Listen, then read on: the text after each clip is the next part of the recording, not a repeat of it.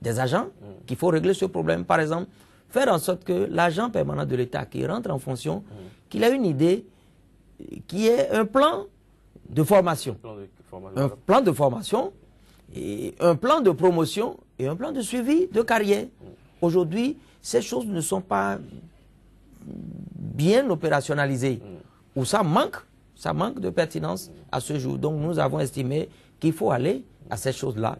Que l'agent permanent de l'État sache que dès qu'il rentre en fonction, il a un plan de formation. On va forcément revenir sur le plan de formation, le plan de carrière. Martial Djoumenou, je me tourne vers vous. De votre position d'analyste de l'actualité, comment voyez-vous aujourd'hui l'administration publique béninoise? C'est vrai que je n'ai pas eu la chance personnellement de travailler dans l'administration publique béninoise, mais les rares fois que nous y allons pour rendre visite à des amis ou bien les échos qu'on a de l'extérieur nous prouvent que c'est une administration d'abord désorganisée, une administration très politisée, et même les postes les plus petits sont politisés, et une administration qui lutte contre elle-même. Et donc, quand vous avez tout ça, le résultat ne peut jamais être ce que nous voulons parce que l'administration accompagne le gouvernement dans sa politique de développement. Mais avec ce que nous avons aujourd'hui, il est évident que nous ne pouvons pas avoir les résultats escomptés. M. Oumbédi a peint un peu le tableau. Je ne voudrais pas revenir sur tout ce qu'il a déjà dit, mais je voudrais dire simplement que aujourd'hui, il y a un constat qui est fait. L'administration publique que nous avons n'est pas celle dont le Bénin a besoin pour évoluer. Et donc, actuellement, ce qu'il faut faire, c'est apporter les recettes sur la table. Et là, le Parti social-démocrate a fait des propositions. Moi, je suis très content que ce parti puisse faire des propositions dans ce sens, parce que ce que nous constatons souvent, c'est que les partis sont mieux par rapport aux problèmes de la société béninoise. Donc, nous avons pu publier dans le temps les propositions faites par le PSD. Je trouve que c'est louable qu'un parti puisse faire les propositions. C'est sur ça que nous pouvons faire le débat. J'ai noté quelque chose dans votre intervention.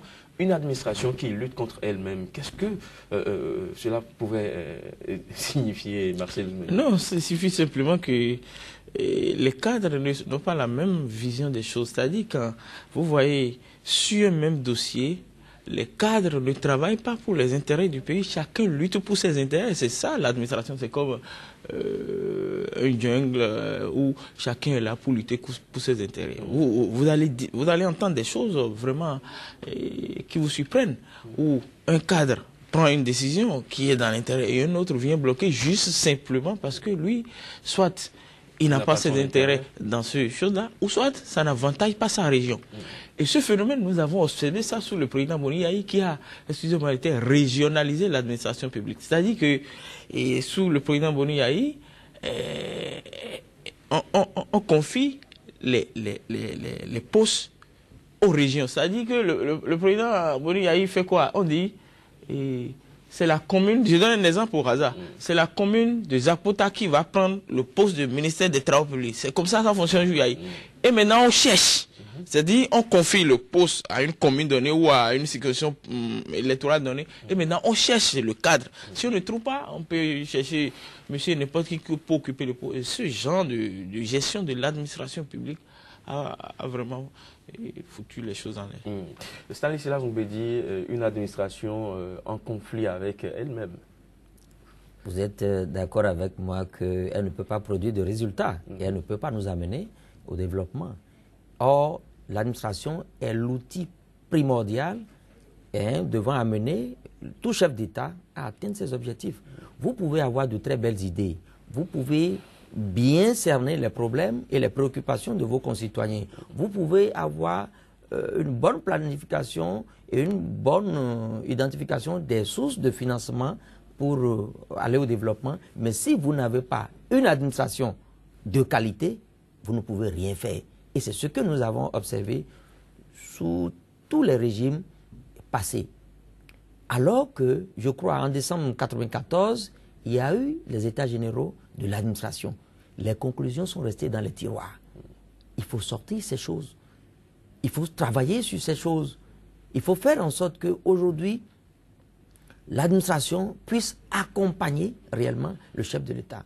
Et pour y arriver, il faut faire la part des choses. Il faut faire la part entre ce qui est politique et ce qui est technique. Ça, c'est primordial. Mais une fois que ces choses sont faites, je l'ai dit tout à l'heure, il faut avoir un plan de formation parce qu'on dit la compétence qui ne s'actualise pas devient incompétence. Et comme l'a dit le président, nous avons notre désert de compétences et miraculeusement au niveau du monde des arts désormais, nous avons l'océan de compétences. Il faut travailler à actualiser les compétences dans notre pays et surtout au niveau de l'administration. Regardez par exemple, pour des agents ayant été en fonction pendant longtemps, lorsqu'ils vont à la retraite, ils ont du mal à constituer leur dossier. Ils ont du mal à se faire aider par les agents qui sont en pause. Ils sont rançonnés. Mais pourquoi? Pourquoi il faut mettre un terme à ces choses-là? La rupture doit prendre par là. Regardez aussi, on vous demande les mêmes pièces pratiquement pour les cartes d'identité. Nous n'avons pas encore une administration moderne. On ne travaille pas en synergie. Les mêmes choses qu'on vous demande à côté, et on va vous demander ça le lendemain à côté. Ce n'est pas bien. Il faut mettre un terme à toutes ces choses-là et faire en sorte que chacun ait son cahier de mission. Et qu'à la fin, qu'on puisse l'évaluer. C'est ça, le plan de suivi de carrière. Il faut qu'il y ait une sorte d'agence pour savoir quand est-ce que tel agent rentré en fonction par la retraite. Comment est-ce qu'on organise sa promotion? Comment est-ce qu'on organise la façon de le mettre en valeur au niveau de l'administration? Tout ça, il faut mettre ça. Nous avons estimé qu'il faut avoir une grande direction pour s'occuper du suivi de carrière de chaque agent. Comme ça, nous savons quand l'agent va à la retraite, nous savons quand on l'a mis en détachement ou quand il n'est plus à son poste et on peut bien suivre. À côté de cela, vous avez des agents qui ont des promotions et puis après, on les envoie au garage. On parle du principe de garage, de mise au garage des cadres. Mais ils perçoivent leur salaire à chaque fin du mois, mais ils ne travaillent plus pour l'État.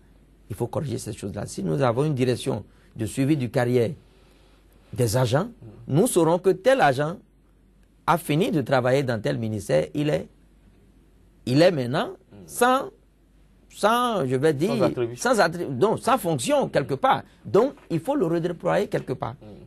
Aujourd'hui, nous avons beaucoup de gens qui sont dans cette situation et qui perçoivent allègrement de salaire. Tout ça là, ça freine l'État.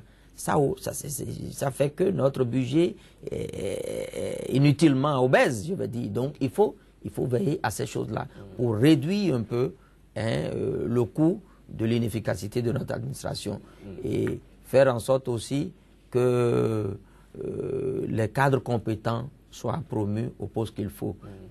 Vous avez observé que tous ceux qui se sont succédés à la tête du pays ont toujours eu une volonté de réformer les choses. Mais dès qu'ils sont là, c'est comme qu'ils se mettent dans une bulle qui les empêche de voir les choses. Mais et l'administration... Je voudrais vous demander, qu'est-ce qui amène ces genres de situations? On a eu une certaine volonté pour changer les choses, mais arrivé au pouvoir, on voit des événements contraires à ce qu'on avait annoncé. C'est parce que, d'abord, on ne vient pas en équipe. On ne vient pas en équipe, on découvre le pouvoir en exercice. Et vous avez des gens qui pratiquement ne se connaissent pas, qui se découvrent pour la première fois en Conseil des ministres. Et donc, il faut un temps pour chercher à se connaître, il faut un temps pour partager la vision du chef de l'État, il faut un temps pour décliner cette vision-là vraiment dans des faits concrets. Tout ça, là, ça prend du temps. Et au finish, chacun essaie de faire ce qu'il peut dans la routine. Il faut éviter ça. Il faut éviter ça. Il faut travailler à avoir des équipes à la tête du pays. Et au-delà de ça, il faut travailler maintenant comme je l'ai dit, à doter des fonctions stratégiques de cahiers de mission. Les administrations publiques ou parapubliques, on a dit qu'il faut faire appel à candidature. Vous êtes en train de voir que là, maintenant, on n'est plus en train de le faire. Voilà autant d'écueils qui ont fait que les autres régimes qui se sont succédés n'ont pas pu faire grand-chose. Il faut éviter ces choses-là. Quand on dit, par exemple, au niveau des sociétés d'État, il faut faire appel à candidature. Il faut le faire et avoir un cahier de charge à la direction. On sait qu'on attend tel objectif. Et à terme, on essaie d'évaluer pour voir si les objectifs ont été atteints. Tant qu'on n'aura pas un tel système et tant qu'on ne va pas envoyer dans l'opinion que ce qu'on a dit, on est en train de travailler à le faire, d'ici là, vous allez voir. J'ai suivi tout à l'heure celui qui a présenté la revue. Il a parlé des grèves qui s'annoncent déjà. Voilà aussi un autre élément. Comment faire pour apaiser la tension sociale? Vous avez subitement tous les secteurs d'activité qui vont en grève et qui paralysent l'administration. Mais nous avons estimé qu'il faut avoir un mécanisme de baisse de tension. Il faut prendre langue avec les centrales syndicales, leur dire, voilà, nous allons établir une priorité, une hiérarchisation des priorités. Voilà, tel secteur, nous allons nous occuper de vous de telle période à telle période. Tel autre secteur, voilà, nous allons nous occuper de vous de telle période à telle période. Lorsque chaque centrale a je vais dire, son calendrier où on doit s'occuper des problèmes de son secteur, il ne va plus en grève à tout vent. Il attend qu'on dépasse son échéance, il relance avant d'entrer en grève. Là, nous aurons un pays apaisé, il y aura moins de grèves au niveau de l'école. Nous serons un peu apaisés au niveau de la santé.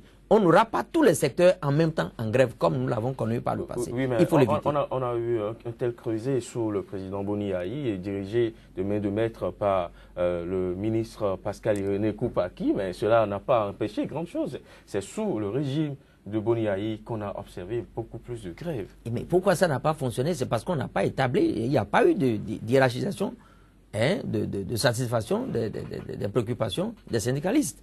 C'est ça. Et nous proposons de faire ça. Il faut prendre langue avec eux. Nous sommes là, nous sommes en train de prendre le contrôle de l'administration. Vous savez, le régime actuel n'a pas encore complètement la manette du pouvoir. Non. Ils ont, je vais dire, de fait, non, comment je vais le dire? De fait, oui, mais dans la réalité, ce n'est pas encore le cas. Donc, il faut s'entendre avec les centrales syndicales, leur dire, voilà, vous avez des préoccupations, donnez-nous un peu de temps, nous allons nous occuper d'abord du secteur de l'éducation, et puis après, c'est un exemple que je donne, de la santé, et puis des autres secteurs. Comme ça, nous allons éviter la paralysie, parce que d'ici là, ça va commencer. Nous sommes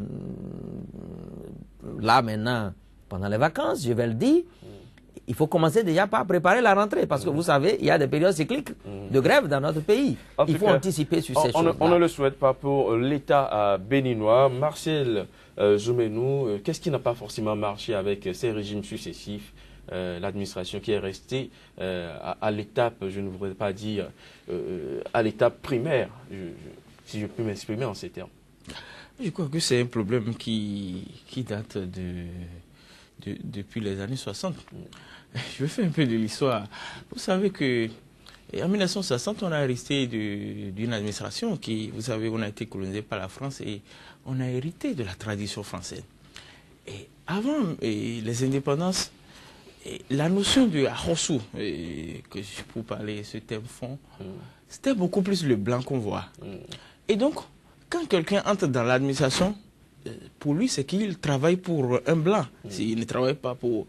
Et après 1960, cette notion est restée dans les têtes. C'est-à-dire qu'aujourd'hui, quand un monsieur entre en l'administration publique, il travaille pour Ahosu. Ahosu, c'est qui? C'est un personnage imaginaire. Ce n'est pas un monsieur qu'on peut identifier. C'est personne. Et au finish, les Béninois disent l'État, c'est nous tous. Et donc, à partir du moment où le chef pour lequel on travaille n'est même pas connu, c'est un truc imaginaire qui est abstrait. Et donc ça laisse dans la tête de ceux qui sont dans l'administration publique une certaine légèreté dans la gestion des choses. Moi, depuis que je travaille dans le privé. Et tu vois le patron qui est là, il y a des choses que tu ne peux même pas faire. Puisque le patron lui-même est là. Tu as des objectifs à atteindre. Tu as des objectifs à atteindre et ton salaire, on te perd en fonction de ton rendement. Mais quand vous allez à l'administration publique, ceux qui vont, regardez leur mentalité, c'est beaucoup plus bon, nous avons trouvé quelque chose pour garantir nos salaires. Donc, il n'y a pas une vision patriotique dans l'envie d'aller servir l'État. Ça, là, ça n'existe pas. Tous ceux qui y vont aujourd'hui, c'est, bon, je vais trouver un poste, et quand je serai à ce poste, je vais gagner mes salaires sont garantis, je vais profiter de ça, et pour faire un peu de chantage, quand j'aurai la possibilité d'avoir des marchés à donner, je peux gagner de l'argent sur cette chose. Et donc, il y a un travail de mentalité à faire, c'est-à-dire... De civisme. De civisme à faire. Et moi, je voudrais même proposer, je le dis souvent, que quand les gens ont reçu ce concours d'agent permanent de l'État, il faut les envoyer quelque part pour faire au moins 3 mois de civisme, de morale et de patriotisme. Sinon, on va faire toutes les propositions à partir du moment où la personne n'est pas psychologiquement dans l'esprit de servir son pays, il est là simplement pour se servir lui-même, le salaire, les avantages que je veux gagner du poste. C'est pourquoi tout le monde court pour les postes. Vous pensez que le service militaire doit revenir forcément? Pas forcément le service, mais le service civique et patriotique doit être les choses là. Aujourd'hui, rien n'est plus nouveau. Sous d'autres cieux, ça existe. En Chine, ça existe. Au Nigeria, à côté, ça existe. Où, par périodicité, on réunit les cadres à des niveaux stratégiques du pays et on leur dope encore le moral par rapport aux objectifs du pays, par rapport au patriotisme, par rapport à comment faire pour être vraiment compétitif dans la sous-région comme dans le monde. Il nous faut avoir un cadre comme ça, où par périodicité, on rencontre les responsables à divers niveaux et on partage avec eux la vision du pays, la vision de l'équipe actuelle. Il faut le faire souvent. Celui qui est à la tête d'un ministère, lorsqu'il est bien briefé, quand il rentre dans son ministère, il réunit ses cadres et il partage ça avec eux. Le directeur, quand il descend dans sa direction, il appelle ses chefs de service techniques, il leur dit voilà, nous devons être là pour travailler dans l'intérêt des populations, pour l'avancement du pays. Il faut partager souvent. J'ai dit la compétence qui ne s'actualise pas, ça devient incompétence. Il faut ça. Ça existe sous d'autres cieux et ça marche. Ça nous manque. Aujourd'hui, l'agent permanent de l'État, des fois, se comporte comme le prédateur. Il est là juste pour prendre, pour prendre, mais il ne sait pas que tout ce qu'il fait doit concourir à l'atteinte des objectifs que l'équipe en place s'est fixée. Et pour corriger tout ça, nous avons estimé qu'il nous faut avoir une loi-programme. Il faut avoir le principe de la loi-programme dans la Constitution et doter le pays d'un canevas pour son développement. Tant qu'on ne l'aura pas, nous allons errer. Il faut éviter. Nous devons avoir le canevas dans chaque secteur d'activité, une projection sur le long terme de ce que nous avons à faire. Aux solutions du PSD, Stanislas Mbedi. Marcel Zoumenou, vous le disiez tantôt, il faut doter le pays d'un service, d'une éducation civique et patriotique. Marcel Zoumenou. Oui, tout à fait. Et au-delà même des cadres qui doivent aller servir l'administration, je crois que au niveau même du citoyen béninois, de façon générale, vous faites le constat aujourd'hui avec moi que les gens sont étrangers au pays, ils ne se sentent pas engagés avec les intérêts du pays. Et ça, c'est un travail de fond que nous devons faire. À partir de l'école primaire déjà, il devait avoir une formation civique. Je crois que si le Japon aujourd'hui le pays qu'il est, c'est parce qu'il y a cette formation, il y a cet engagement pour le patriotisme qui est très élevé dans ce pays. Et donc, c'est un travail de fond que nous devons faire pour régler le problème, pour qu'aujourd'hui, quand quelqu'un qui entre dans l'administration publique béninoise, il sait que prioritairement, il va pour servir le pays et non pour se servir. Alors, cette question de dépolitisation de l'administration, ça revient à chaque fois. Stanislas Mbedi, comment se défaire de, si je peux m'exprimer en ces termes, de ce démon qui mine l'administration les 10 dernières années? On en a vu des choses. Oui. Et comme je l'ai dit, il faut lister les postes techniques de l'administration et il faut faire en sorte que ce soit vraiment les techniciens, les cadres techniques de l'administration qui soient promus à ces différents postes. Quand vous dites lister, qu'est-ce que vous voulez dire? Soyez plus explicite. Que ce soit connu de tous. C'est-à-dire c'est vrai qu'il y a déjà un effort. Ils sont en train d'arrêter l'AOF, l'attribution, organisation, fonctionnement type pour les ministères. C'est bien. On le fait Mais on ne s'en tient pas rigoureusement à ça. Les régimes qui se sont succédés ont fait ça, mais ils ne s'en sont pas tenus au respect de ceux qu'ils ont arrêtés. Donc, il faut le faire, il faut respecter, il faut s'en tenir rigoureusement à ça. Ça nous éviterait de faire les mélanges. Et vous savez, quand on mène un combat, lors de la répartition des gains politiques, c'est là où le problème se pose, où on envoie n'importe qui à n'importe quel poste et on trouve les arguments pour justifier. Il faut rompre avec ces choses-là. Il faut rompre. Et pour nous aider, on peut même mettre dans la loi qui régit l'administration les postes techniques qu'on ne doit pas mélanger avec des postes politiques. Il faut le faire, il faut réussir à le faire. C'est notre proposition, il faut réussir à le faire. Marcel Djoumeno, ces 10 dernières années, nous avons vu une administration devenir pratiquement l'arrière-base politique d'un régime. Oui, mais au fond, ce n'est pas condamnable. C'est même dans les pays les plus démocratiques du monde, et les postes élevés au niveau de l'État sont occupés par des cadres du parti. Mais le problème du Bénin, c'est ceci, c'est que il n'y a pas assez de cadres dans les partis. Et depuis quelques années, nous observons un phénomène, c'est que c'est le fait que les cadres sont en train de quitter les partis simplement parce qu'il n'y a pas une gestion démocratique des partis. Et je me rappelle très bien qu'on était il y a de cela 2 ou 3 ans, on était à un séminaire organisé par l'université d'été, c'est les cadres béninois de la diaspora qui organisent pendant les vacances l'université d'été. Et le président Bruno Amoussou disait une phrase qui m'avait vraiment intéressé, pour dire, mais quand aujourd'hui le phénomène qui s'observe, c'est que les cadres disent, dans les partis il n'y a pas de démocratie, il y a trop de coups bas, moi je ne veux pas rester. Mais si vous laissez, il disait ça aux cadres, si vous laissez les partis tomber dans les mains des commerçants, c'est eux qui vont occuper les postes de responsabilité, c'est eux qui vont prendre les responsabilités en votre nom. Venez, il est demandé de venir.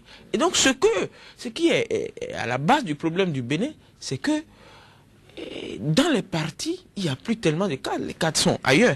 Et donc, quand vous accédez au poste de responsabilité, l'idéal aurait été que des gens qui ont lutté avec vous et qui sont cadres soient promis. C'est-à-dire que je prends le camp par exemple de Patrice Talon. Il a des gens qui ont fait la bataille politique avec lui et qui sont des cadres. C'est ceux-là qu'on doit promouvoir, puisque en plus du fait qu'ils sont cadres, ils sont convaincus politiquement. Mais si dans les partis, c'est les commerçants, les hommes d'affaires qui sont les plus actifs, et le monsieur prend le pouvoir, il est obligé d'aller rechercher des cadres ailleurs. Et là, ça pose un problème. Et donc, tout le problème est là pour le cas du Bénin, c'est ce que moi, je constate. Sinon, qu'en réalité, pour moi, presque tous les postes de l'administration sont des postes techniques. Mais les politiques, on doit faire l'effort pour que les cadres restent dans les partis et qu'il y ait vraiment des cadres politiciens pour qu'on puisse les promouvoir. Sinon, on restera toujours là à dire, bon, voilà, il y a des postes politiques et des postes techniques, il faut nommer des techniques et nommer les politiques. Et on n'arrive jamais à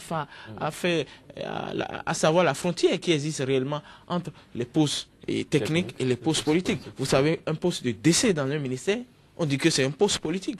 Mais ce n'est pas le vulgarisateur qui est nommé décès. C'est souvent des cadres aussi. Et donc, ça pose un problème. Moi, je crois que pour régler le problème, c'est de tout faire démocratiser les partis pour que les cadres puissent venir et rester dans le parti. Je crois que pour moi, la solution est là. Stanislas Mbedi, la démocratisation dans les partis pour que les cadres puissent vraiment revenir, ce problème se pose forcément. Et cela déteint sur l'administration. C'est ce que dit Marcel Djoumeno. Non, pas forcément en ces termes. Pas forcément en ces termes. Vous savez, aujourd'hui, beaucoup de cadres, pour connaître de promotion, font la démarche inverse, c'est-à-dire ils courent vers les politiques pour avoir la promotion. C'est pourquoi nous disons, si le cadre, dès son entrée en fonction, il a déjà un plan de formation et de promotion, il n'a pas besoin d'aller vers la politique. C'est-à-dire, s'il ne veut pas faire de la politique, il ne fera pas de la politique. Il va rester technique et il va servir son pays. Vous voyez? Maintenant, lorsqu'on a poussé, on a fait un travail, on a arrêté les AOF des ministères, ça voudra dire que nous connaissons le profil à peu près de ceux qui doivent occuper des fonctions données dans l'administration. C'est déjà un grand pas. Maintenant, il faut veiller à son application. Le cadre technique, on peut le retrouver dans le privé. On peut le retrouver au sein des formations politiques. Mais on doit s'assurer qu'il répond aux critères déjà préétablis. C'est ça ce que nous demandons. Et c'est pourquoi nous disons, il faut faire l'effort de s'en tenir. Ne pas le faire, ce serait tomber dans les errements que les régimes précédents ont eu à connaître. Donc voilà un peu ce que nous sommes en train de proposer. Et nous pensons que nous sommes en début d'un nouveau régime, là, plein d'espoir, plein d'ambition. Il faut faire en sorte que de temps en temps, on puisse leur rappeler ce qu'il y a à faire pour qu'ils ne s'enferment pas dans une bulle. Il y a un phénomène que nous avons constaté sur le régime défunt. Vous allez dans les administrations déjà les jeudis, les vendredis, des bureaux sont hermétiquement fermés. Les responsables de ces bureaux sont déjà sur le terrain pour des meetings politiques. Lorsque vous faites la séparation des postes techniques avec les postes politiques, vous allez éviter ces choses-là. Parce que le cadre qui veut vous plaire, qui veut plaire à son ministre, qui est peut-être politique, il a envie d'aller l'accompagner dans son effort de mobilisation sur le terrain. Et là, c'est au détriment de l'administration. Il abandonne le poste. Il faut sanctionner de tels cadres. Le cadre qui est à des positions techniques, il est là, il doit être là. S'il n'a pas c'est-à-dire s'il n'a pas un ordre de mission pour servir l'administration quelque part, il est là du lundi au vendredi, présent au poste. Et donc nous avons dit, il faut dénoncer l'absentéisme là. Lorsque le cadre sait que sa promotion est au mérite, c'est au mérite et non du fait de traîner derrière l'acteur politique, il va choisir. On choisit d'être cadre technique ou on choisit d'être acteur politique. Et il n'est pas exclu que l'acteur politique soit aussi un cadre. Donc, mais il fait le choix en connaissance de cause. Donc, pour éviter que les jeudis déjà ou bien les vendredis, que l'administration soit fermée, il faut travailler à obliger les cadres à rester dans leur couloir. Il ne faut pas faire le mélange du genre, parce que le mélange du genre, à ce jour, ne nous a pas été profitable. Alors, Marcel Djoumainou, au début de ce régime, nous avons constaté une décision qui a été prise pour redonner un peu vie, un peu de dynamisme à l'administration. Le gouvernement a pris un décret, je crois, pour interdire l'usage des postes téléviseurs dans certains bureaux, dans beaucoup de bureaux de l'administration. Est-ce que cela peut apporter quelque chose à l'administration béninoise? Oui, beaucoup de choses. Et vous allez parfois dans les bureaux, vous rentrez, vous dites bonjour monsieur, il est le regard fixé sur le pot téléviseur, après dit oui, vous cherchez qui? Et donc, moi j'ai toujours l'habitude de dire, bon, c'est les désœuvrés, bon, c'est ce que j'ai dit, hein, ça peut gêner, c'est les désœuvrés qui vont dans l'administration publique. Tu vois même des gens qui quittent la maison, ils ont un poste radio dans le sac. Et quand ils vont là-bas, ils allument pour écouter les revues. Et après, quand ils écoutent les revues, ils font les commentaires ou bien suivent les choses à la télé. Et ils font les commentaires. Non, je crois que c'est une décision salutaire. Mais on a aussi besoin des postes télévisés dans l'administration. Moi, ce que j'aurais proposé, c'est qu'il y ait des poules. Vous savez, à l'université, dans les blocs, dans les trucs, il y avait des poules, c'est-à-dire une salle qui est peut-être là, et tout le monde, quand tu as envie de regarder la télé, tout le monde vient là pour regarder la télé. Et après, bon, je dépasse. Donc, si toi, on te voit tout le temps, tu es là pour regarder la télé, on saura que tu n'as rien à faire dans ton bureau. Si c'est toi qu'on voit tout le temps. Et donc, moi, je trouve que c'est une décision salutaire qui va régler beaucoup de problèmes. Il faut que les gens soient concentrés pour faire le travail. Parce que c'est, après tout, un travail intellectuel. Aujourd'hui, il n'y a pas que les télés dans les administrations qui dérangent. Il y a les gens ont des tablettes, ils ont des ordinateurs, des films dans leurs ordinateurs. Et ils ont les réseaux sociaux, Facebook, WhatsApp, un peu partout. Oui, ça pose également problème. Ce n'est pas seulement les postes téléviseurs. Le problème n'est pas réglé. C'est que nous avons dit qu'il faut que l'agent permanent de l'État connaisse ses promotions selon ses mérites. Lorsque vous avez un cahier de charge, on vous a fixé des objectifs à atteindre et il y a un mécanisme pour évaluer. Lorsque vous êtes conscient que on va évaluer ce que vous êtes en train de faire, mais vous n'avez plus besoin de gendarme. Vous avez déjà dans votre tête votre gendarme, votre propre gendarme. Et à terme, lorsqu'on constate que vous n'avez pas atteint les objectifs, mais vous êtes soit rétrogradé ou bien vous n'êtes pas promu. Vous restez stagnant. Donc, c'est sur ça beaucoup plus qu'il faut travailler. Parce que vous savez, il y a des gens qui sont dans l'administration, on ne leur assigne aucune mission, ils sont là, ils sont désœuvrés, et puis bon, ils gèrent, ils prennent leur salaire. Ou vous avez, dans certains services, vous avez un pléthore d'agents, mais pour un service que peut-être deux personnes. Il n'y en a forcément pas besoin. Hein. Voilà. Donc, il y a ce savant dosage qu'il faut faire, et il faut surtout avoir un cahier de charge pour chaque service, chaque administration. Merci à vous d'être passé sur ce plateau de 100% Bénin. Stanislas Ngwedi, Marcel Zoumenou, merci à vous d'être passé avec vos différents points de vue. Mesdames, Messieurs, ce sera tout pour aujourd'hui. Ravi une fois encore d'avoir été en votre compagnie et très bonne suite des programmes sur SICA.